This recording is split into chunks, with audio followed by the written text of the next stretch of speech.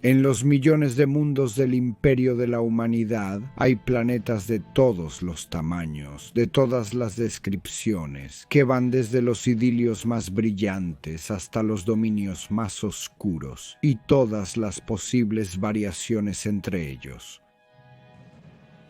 Pero incluso en la sombría oscuridad del lejano futuro, donde los humanos son arreados como ganado, atrapados en sus miles de millones dentro de altísimas ciudades, donde el hambre y la miseria son la norma, y la inanición está a solo unos pocos días escasos de distancia. Incluso aquí todavía hay lugares que provocan un escalofrío cada vez que se nombran.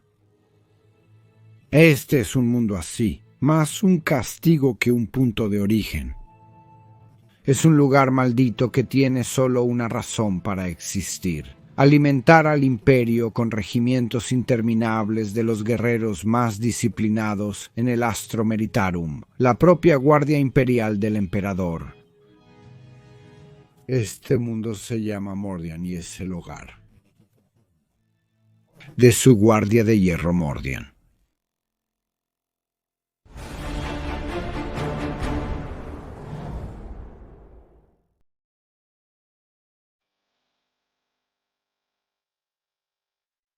En la vastedad de la galaxia Vía Láctea hay maravillas y rarezas que desafían la mente. Porque conocemos nuestro propio mundo y experiencias. Lo que podemos ver, oír, oler, saborear o tocar. Es así como aprendemos. Sin embargo, hay lugares que son tan diferentes que pueden poner en duda todo lo que sabemos, y Mordión es uno de esos lugares. Es un mundo de contradicciones. Tiene una dualidad tan marcada que emula la realidad física del planeta entre los cielos, porque Mordión es tanto un infierno irradiado y azotado por el sol, donde uno nunca puede escapar del beso de un cielo perpetuamente iluminado, como un mundo crepuscular de penumbra frígida y frío amargo, un salón húmedo de crepúsculo eterno. Pero ¿cómo puede ser esto? El planeta gira a una velocidad mucho más lenta que las que normalmente consideraríamos habitables, y como solo pasa alrededor de su estrella una vez por rotación, es efectivamente dos mundos. El lado que enfrenta al poderoso sol sin piedad, o el lado que nunca siente ningún respiro de su oscuridad. Se llama un mundo bloqueado por las mareas. Es un desafío vivir en un planeta así. Incluso si esto fuera la cúspide de la edad dorada de la tecnología, pero en la era actual de ignorancia, fanatismo y pragmatismo, es más un milagro, ya que el lado más brillante de Mordion es tan hostil a la vida que se necesitan vastos recursos para sobrevivir en una excursión y mucho menos en una estancia prolongada. Por supuesto, hay excepciones a la regla, pero son minúsculas. Islas sintéticamente protegidas, en una mitad del globo, por lo demás estéril. Son refugios para los elegidos, pero es la otra mitad de Mordian la que es mucho más importante, ya que aquí no hay luz, nada más que una noche interminable. Fue colonizada en una época diferente, en un mejor momento, y lo hicieron con tal fuerza, con tal número, que pronto agotaron los recursos del mundo. Pero esto ha llevado a un cementerio de mundos colmena espiados como pirámides, que se extienden hacia el cielo o a lo largo y ancho de su longitud y amplitud. Para un lugar completamente incapaz de realizar agricultura a gran escala o ganadería de forma natural, es, como se ha dicho, un milagro que sea tan poblado. Y esto se suma a su historia, un oscuro y terrible periodo de tiempo del que hablaremos en breve. Como tantos otros mundos colmena, Mordian depende en su mayoría de los suministros de alimentos del exterior. Sin embargo, este es un mundo que ha estado en tal peligro tantas veces. Su mayor amenaza siempre ha sido el propio Administratum. El Imperio casi ha abandonado este mundo por completo. Pero, ¿qué significaría eso? ¿Ser abandonado? Sería como si nunca hubiera existido. No se esperaría pagar diezmo alguno. Ya no habría necesidad de defender el mundo. Pero también significa que no habría comercio con él en una capacidad oficial, y eso significaría que tampoco habría más convoyes de alimentos. Los mundos agrícolas enviarían entonces sus suministros a otros lugares, y eso significaría inexorablemente la sentencia de muerte para el 99% de la población de este mundo. ¿Pero por qué harían esto? El imperio es tan vasto, tan extenso, que cada humano no es más que un número, y es tan importante para el imperio como su retorno de inversión. En pocas palabras, si el mundo no proporciona más de lo que cuesta mantenerlo, entonces se le descuenta. Simplemente se ignora. Y el sistema mordiano está lejos de estar vacío. Es un próspero centro de actividad en los otros mundos. Rodelfia es un mundo de forja, manteniendo la producción de maquinaria en el sector.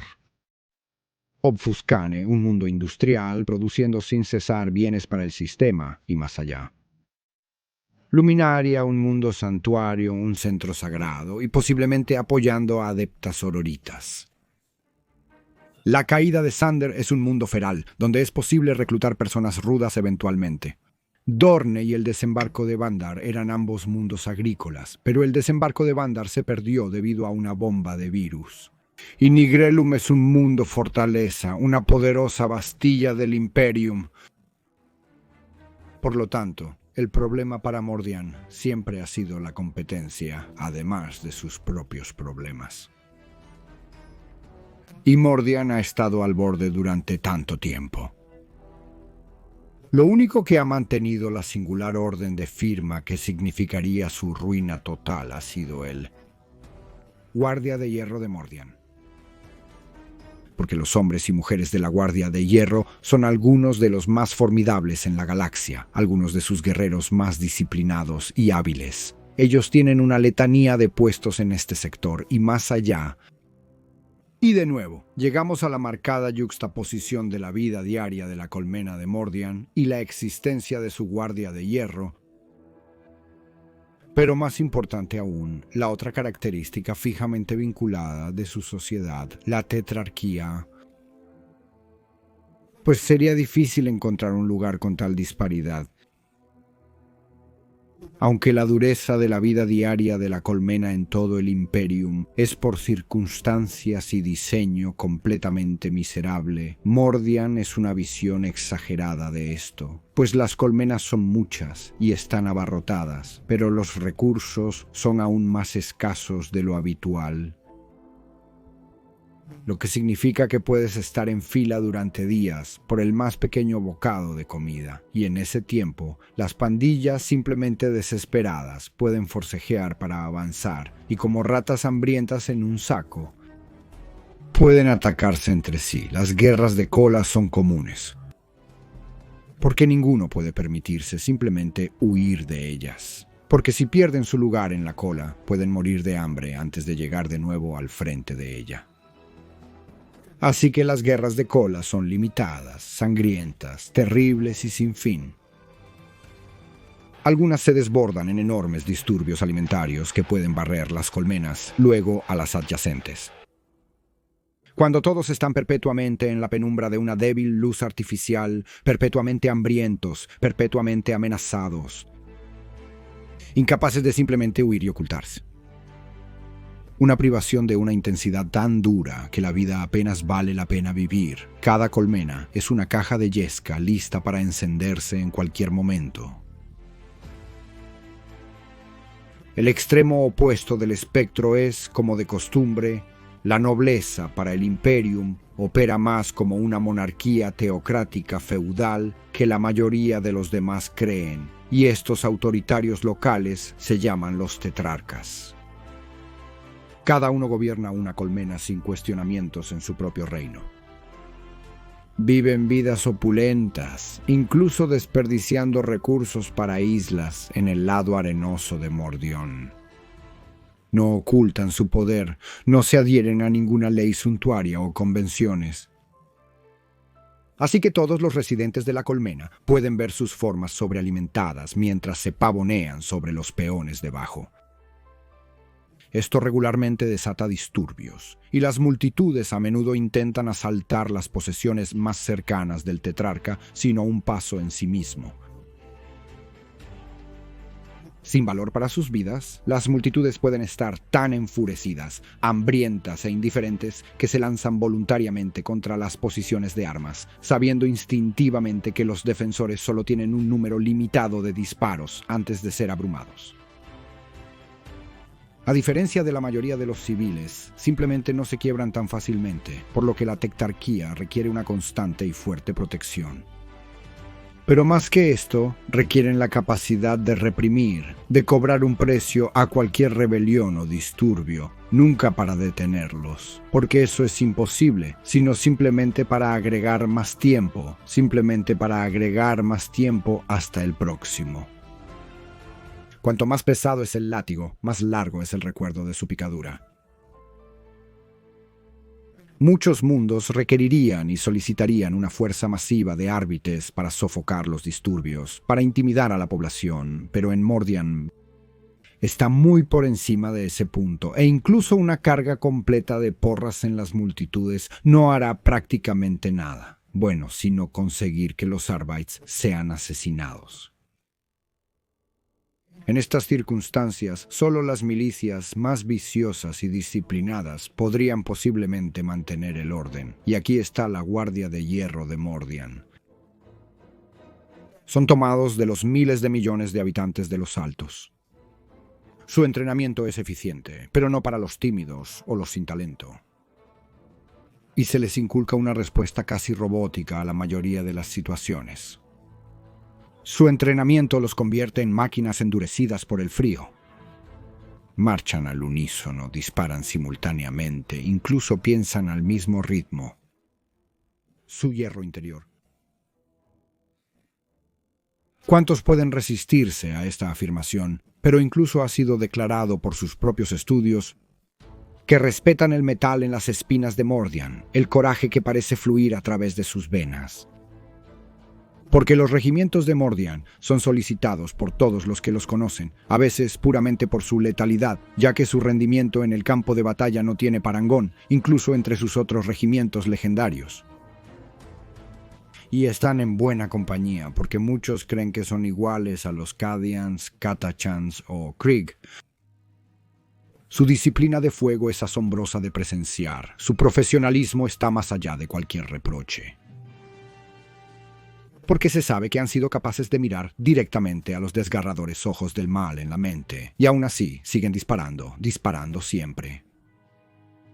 Pero incluso eso tiene una historia en sí misma. Y así, como encontré tan fascinante esta sección por sí sola, apoyémonos en la sabiduría existente. Para citar. En los largos y siniestros anales de la Inquisición hay muchas historias de traición y horror, de la destrucción de mundos y el triunfo de la codicia y la estupidez de la humanidad. Es un registro de la debilidad humana y el poder de los guardias del caos. Pero entre el registro de planetas perdidos y derrotas mortales, hay pocas historias de victoria humana. Casos raros donde los ejércitos demoníacos del caos han sido rechazados en el momento del éxito y devueltos al vacío de donde vinieron. Mordian es uno de esos mundos.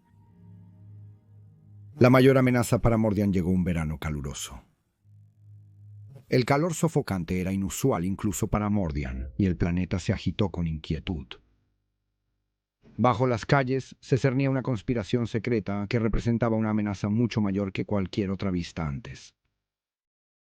En las profundidades se reunía un cónclave oscuro, un grupo de hombres que conocían la extensión de la riqueza de Mordian y la querían para sí mismos. Lejos de la vista de los ciudadanos más sensatos, hicieron sus encantamientos e invocaron a los oscuros dioses del caos, y se inició un hechizo. Es imposible decir cuánta sangre inocente se derramó para alimentar esta brujería o qué siniestras promesas se hicieron a sus oscuros maestros. Los que conjuraron el hechizo solo anhelaban beneficio propio. Su ambición de poder era ilimitada. Destruirían la planta si fuese necesario. No les importaban más sus millones de habitantes que a los guardias del caos. El verano se intensificaba conforme el hechizo llegaba a su fin. Se informaron muchas cosas extrañas en la ciudad capital de Vanandra. Las turbas de caníbales y las bandas criminales estaban inquietas.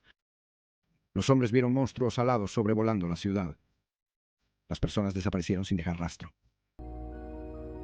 Por fin el hechizo estaba completo, y de repente el mundo tembló mientras su cielo estallaba en llamas y vomitaba a los señores de la guerra del propio caos.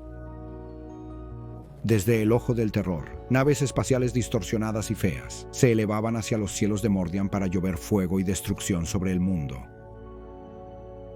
Los marines espaciales del caos se vertieron en la ciudad, matando a todos a su alrededor en un gran y sangriento sacrificio a sus dioses.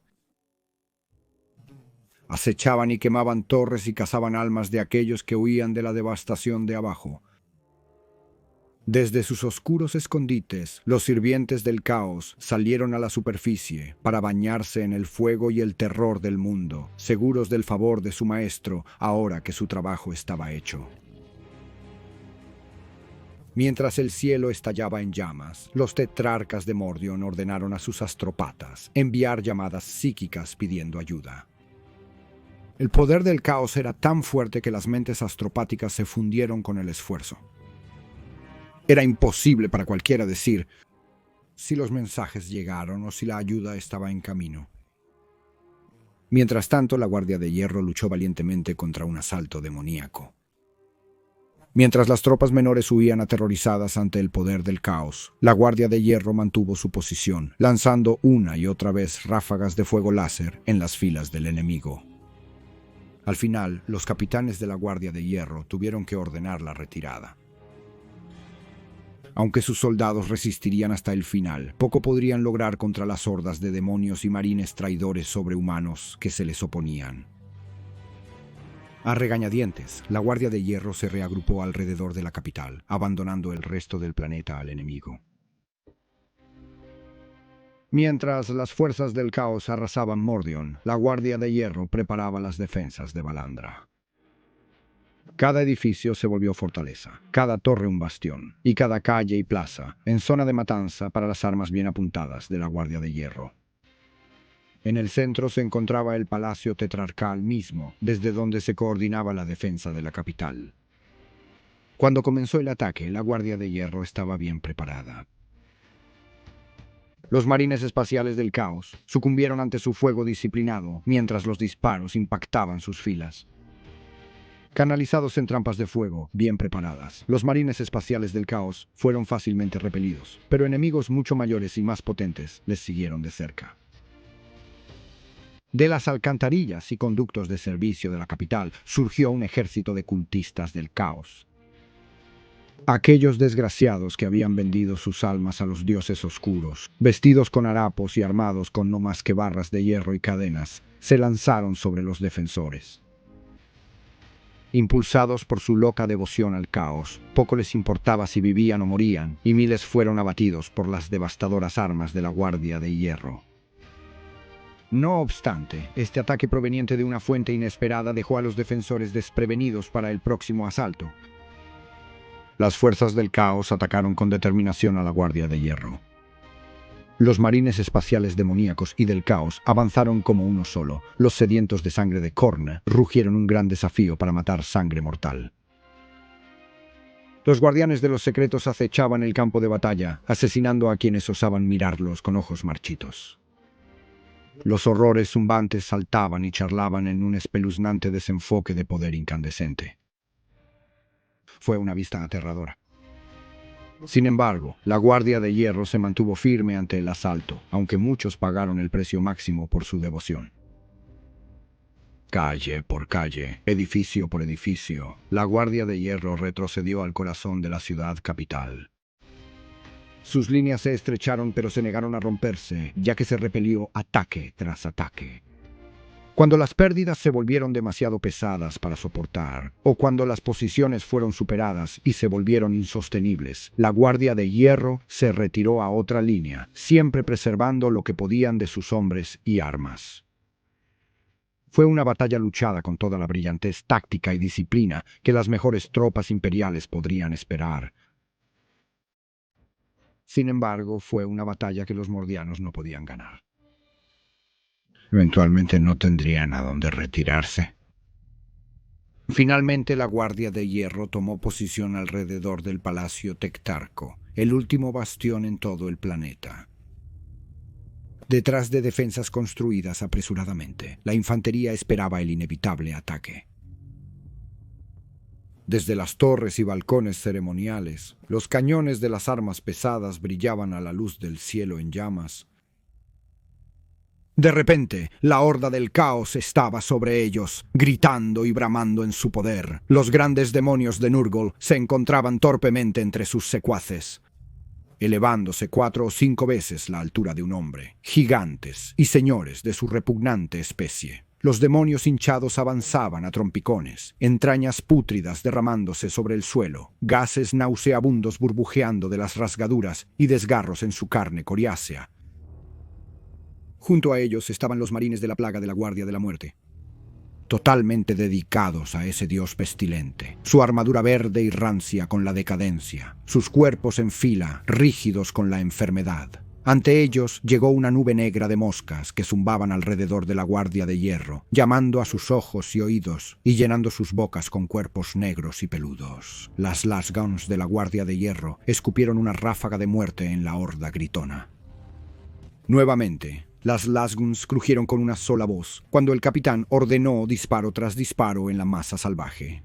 Desde el palacio tetrarcal llegó el parloteo de los autocanones, el grito furioso de los Valters y el chillido penetrante de los cañones láser. Con precisión mecánica, las tripulaciones de las armas cargaban y disparaban una y otra vez, sin detenerse ni un momento ni romper su rutina. La sangre de demonio fluía como un río fétido en lo que antes era una plaza blanca. Pero cuando una bestia caía, otra, 2 veces más horrenda, avanzaba sobre su cuerpo hacia las posiciones de la Guardia de Hierro. Los capitanes ordenaron a sus hombres retroceder hasta las escaleras del palacio y formaron la última línea de fuego. La disciplina intacta, la Guardia de Hierro se preparó para una sola descarga antes de que las fuerzas del caos cayeran sobre ellos. Su momento final había llegado, aunque ahora quedaban pocos para presenciar su inevitable derrota. Poco podían saber los defensores de Mordian sobre el poder o propósito del caos, o que el control de los dioses del caos sobre Mordian era solo tenue. El hechizo que los había traído al espacio mortal e imbuido la carne de sus sirvientes con energía física estaba casi agotado. Los fuegos en el cielo se debilitaban y los bramidos demoníacos resonaban ligeramente en el aire. Mientras la Guardia de Hierro veía a sus enemigos disolverse ante sus ojos, el cielo se oscureció hasta su negrura habitual. En la oscuridad, las luces guía de las naves imperiales brillaban entre las estrellas. La Guardia de Hierro no solo había ganado una batalla, sino lo más preciado de todo: tiempo. Desde más allá de la órbita de Mordian, los psíquicos imperiales crearon un contrahechizo para romper el dominio del caos. Mientras la Guardia de Hierro luchaba en el planeta, una batalla de voluntades se desató entre los mortales del Imperio y los Guardianes Oscuros.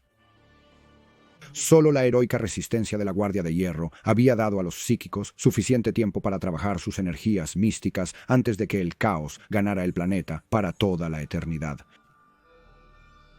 Pero la desaparición de sus unidades más potentes desmoralizó a los restos de los atacantes del caos, y la Guardia de Hierro aprovechó la oportunidad para derrotar al enemigo y expulsarlos del planeta, mostrando una voluntad implacable que habría impresionado incluso a los Adeptus Astartes. Como resultado de la batalla de Mordion, los regimientos de la Guardia Mordian pronto fueron considerados algunos de los más élite del Astro Militarum en existencia, y fueron desplegados en múltiples conflictos a través de la galaxia. No me siento mal. Fin de la cita. ¿Ves? Te dije que era una historia emocionante, pero procedamos. Imagínate eso.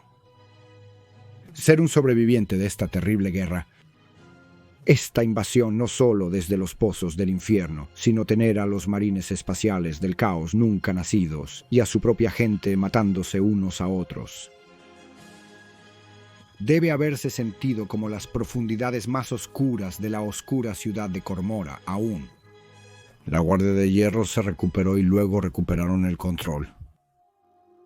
Pero de nuevo, imagina que no solo las batallas libradas durante décadas de limpiar colmena tras colmena, calle tras calle, habitación tras habitación en ciudades que podrían contener miles de millones de almas, pero las secuelas.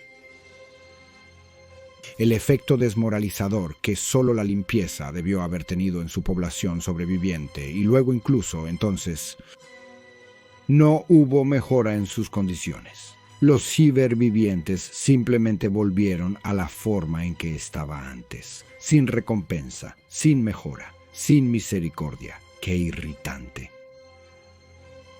Sin embargo, ha permanecido igual desde entonces y la Guardia de Hierro de Mordian ha encontrado su nicho, por así decirlo. Como decía antes, son guerreros dignos y muy demandados del Imperium, pero también se les solicita para otros deberes, la especialidad. Muchos mundos enfrentarán insurrecciones, serán el objetivo de Xenos, tendrán cultos de brujas y conventos de caos que se levantan, pero hay aún más mundos rebeldes debido al orden natural establecido. Si los mutantes son un alto porcentaje de la población, si hay mundos fronterizos raramente reforzados o efectos regionales, circunstancias, cultura o incluso la nutrición hacen que la población sea ingobernable. Entonces estos mundos pueden pronto escuchar el sonido de miles de pies marchando al unísono. Se sabe que la disciplinada Guardia de Hierro tiene poca misericordia, incluso para sus propios habitantes de colmenas, sus propios parientes, su propia gente. Basta con ser un Guardia de Hierro. Por lo tanto, son tratados como caballeros en el sistema feudal. Los ricos saben que deben pagar bien a sus protectores. Por lo tanto, la familia de un guardia de hierro nunca pasará hambre, y eso a menudo es promesa suficiente, porque estarán protegidos. Para dejar al soldado libre de preocupaciones, una mente pequeña es su propia defensa después de todo. Y el entrenamiento en los mordianos tiene sombras de la Schola Puginium, porque reaccionarán a cualquier orden sin dudar, sin pensar. Y si el funcionario local les ordena sofocar una rebelión civil, entonces conviene que dicho funcionario los vigile cuidadosamente, porque podrían ir hasta el extremo y continuar cazando rebeldes. Y cuando se interroga al acusado, siempre confesará si hizo algo o no. Los mordianos son metódicos, mecánicos y sin remordimientos. Por eso están estacionados en estos mundos. Porque nunca cuestionarán a sus oficiales, sus órdenes y sus oficiales. Nunca cuestionarán a los que están por encima de ellos. No solo por su entrenamiento, sino también por sus circunstancias. Si alguno tiene la capacidad de tal autoconciencia, cada mordiano de la Guardia de Hierro que alguna vez lo ha pensado sabe que si pierden su reputación, perderán su utilidad y entonces todo su mundo será abandonado. Entonces cada potentado varón, visir, señor o regente tiene a la Guardia de Hierro en una situación aún más comprometida de lo habitual. Esta es solo una de las peculiaridades de la Guardia de Hierro de Mordian. Como habrás visto en las imágenes, están vestidos para matar. Otro contraste, la miseria de los Hybers frente a la elegancia uniforme de la Guardia de Hierro de Mordian. Como un ejército napoleónico avanzan al combate en cuadrados, hombro con hombro, disparando una caja infranqueable. Una vez se explicó que tenían una armadura mejor que la media, Caparazón así como fragmentos debajo de esos hermosos pecheros, pero ahora es su precisión, obstinación y obediencia, lo que es más la clara justificación para las doctrinas que aplican con tanta rigidez, y en muchas situaciones su despliegue bien podría llevarlos al matadero, ya que no se mueven sin orden, por lo que pueden ser engañados, superados en rango y superados en combate. Pero al mismo tiempo no se rompen, no se desbandan, no huyen. Se mantienen hasta que reciben órdenes y continuarán la última orden casi como autómatas de batalla. Sus uniformes son un signo de su mentalidad. Todo está ordenado, todo es perfecto, todo está listo en cualquier momento de cualquier día.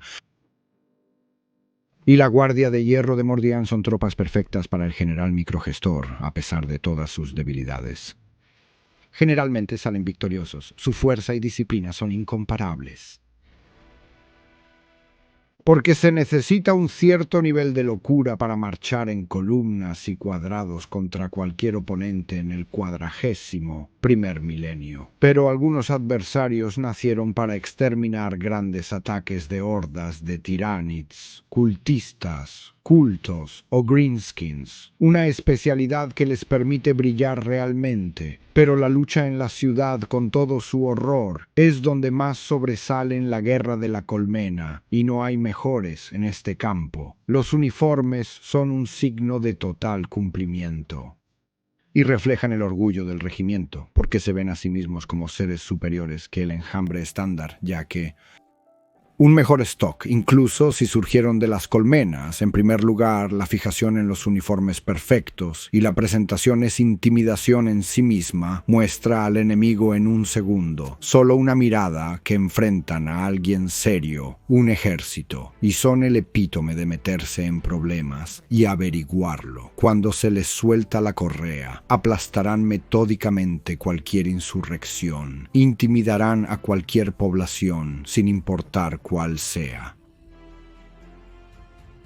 Y en consonancia con otros elementos de la imagen romántica napoleónica, tienen dos facetas importantes más. Se comprometen a nunca permitir que sus colores toquen el suelo. Es común proteger las banderas y estandartes del regimiento, pero es una tradición lo suficientemente intensa como para que se note especialmente. Pero en segundo lugar, es el uso de la caballería, y son reconocidos por sus regimientos de tanques, blindados. Su precisión, exactitud y estoicismo inquebrantable los hacen los operadores de tanques perfectos. Y sus maniobras son bálicas pero absolutamente letales. Otra especialidad de este regimiento extrañamente utilitario cuando se considera su apariencia es el uso en la guerra de asedio.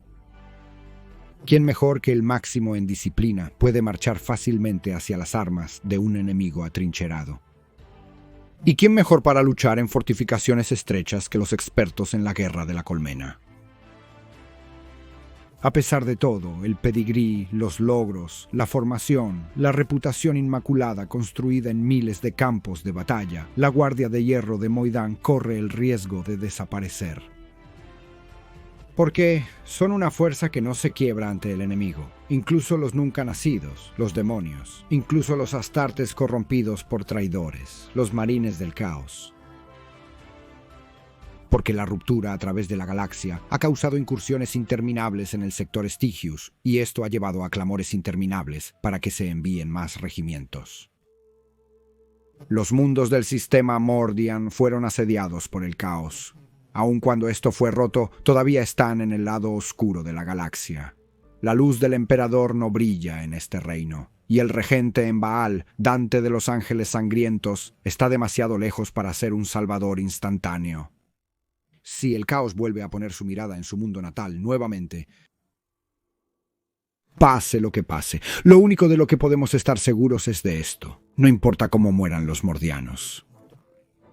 Lo harán con heridas recibidas de frente, no en sus espaldas. Antes de concluir con una cita que encapsula el regimiento, gracias por su valioso tiempo, y no importa lo que haga hoy, intente hacer algo de tiempo para divertirse. Pero dejemos esto con las palabras del coronel Constant Trecher del 18º Mordiano a sus nuevos reclutas. Sin remordimientos, sin misericordia, sin perdón, ni un solo paso atrás, ningún momento de duda. No sucumbirás al miedo o la duda y solo cederás después de haber dado tu último momento por el emperador. Nada menos que esto será tolerado. Cambio.